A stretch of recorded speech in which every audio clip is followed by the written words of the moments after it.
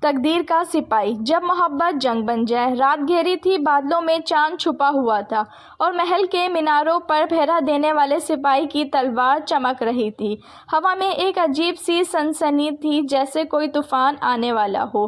اچانک ایک پررفتار گھوڑا محل کے دروازے پر رکا۔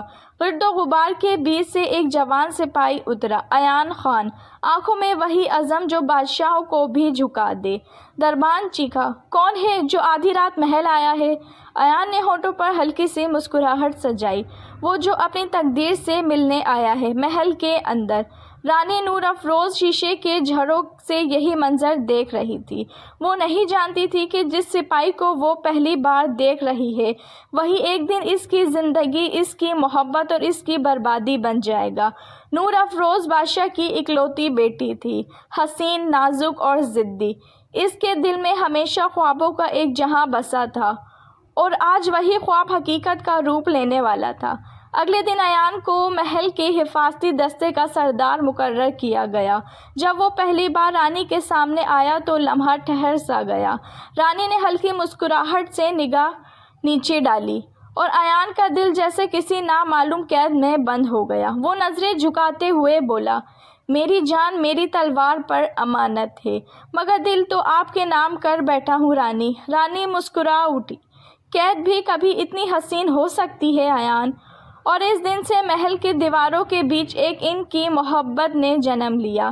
چاندنی راتوں میں جب سب سو جاتے، باغ کے پھولوں کے بیچ وہ دونوں چند لمحے چرا لیتے۔ بارش سے بھیگتی ہوا رانی کے بالوں کو چھوتی اور ایان کی سانسیں بے قابو ہو جاتی۔ ایک رات رانی نے دھیرے سے کہا، ایان، اگر کبھی وقت تمہیں مجھ سے چھین لے تو تم کیا کرو گے؟ ایان مسکرا کر بولا، میں جنگ لڑوں گا، قسمت سے، تقدیر سے، بس تمہارے لیے میری رانی۔ لیکن قسمت ہمیشہ مہربان نہیں رہتی۔ ایک دن بادشاہ سلطنت نے دشمن پر حملہ کر دیا۔ ایان اپنی تلوار سنبھال کر نکلا اور رانی نے محل کے دیواروں سے اسے دیکھا۔ دل رو رہا تھا مگر آنکھوں میں فخر تھا۔ جب سورج ڈوبا، زمین پر خون بکھر گیا۔ ایان کا جسم زخموں سے چور، لیکن اس کی آنکھوں میں اب بھی صرف رانی نور افروز تھی۔ وہ آخری سانس لیتے ہوئے آسمان کی طرف دیکھ کر بولا، میں وعدہ کرتا ہوں، اگر محبت سچی ہوئی تو اگلے جنم بھی میں تمہارا سپاہی بن کر آؤں گا۔ اور اس کے بعد آسمان گرجا، بارش برسنے لگی۔ رانی دوڑتی زمین پر بیٹھ کر اس کا سر اپنی گود میں لیا۔ آنسو بارش کے قطروں میں مل گئے۔ ایان، تم نے کہا تھا لڑو گے، مگر تم تو میرا سانس بھی ساتھ لے گئے۔ رانی نے اپنی چادر زمین پر پھینک دی۔ محل کی فضا میں صرف ایک صدا گونجی، محبت امر ہو گئی۔ کہتے ہیں جب بھی بارش ہوتی ہے تو محل کی دیواروں میں سے کسی سپاہی کے قدموں کی چاپ سنائی دیتی ہے۔ کیا ایان واپس آ گیا ہے؟